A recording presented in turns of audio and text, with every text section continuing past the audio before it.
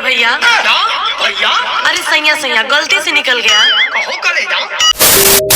So hello दोस्तों, नमस्कार, प्रणाम। कैसे हो? आई होप आप लोग मस्त और स्वस्थ होंगे। दोस्तों, आप लोग कुछ दिन से देख रहे हो कि मेरा वीडियो बहुत ही कम आ रहा है, क्योंकि यार दिल बहुत अंदर से दुखी भी है। और आप लोगों को क्या बता सकते हैं, अगले वीडियो में हमारे बहुत ही खास मित्र और दोस्तों एक गाना है सोनू राजभर का, अच्छा बचपन के मलवा। जी हाँ, जौने गाना के लिखले हुआ है देवानंद राजभर और गाना के म्यूजिक दिए हुए विश्वजीत गुप्ता और दिलीप प्रजापति। वाह, गाना बहुत ही मस्त बा।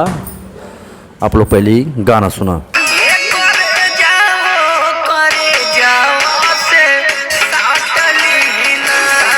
जी हाँ, संघर्ष म्यूजिक पे भैया ये गाना आ गया है, जौन की गाने का टाइटल ही है बचपन के मलवा। और गाना थोड़ा कॉमेडी फनी टाइप का। सुनो गाना अधिक से ज़्यादातर गाना फनी टाइप का वाला। बात तो सही है। और भैया बोलबम का भी महीना चालू हो गया, तो बोलबम का भी बहुत सारा गाना आया जी। अरविंद अकेला कल्लू का भी एक गाना आया बोलबम का, सुना।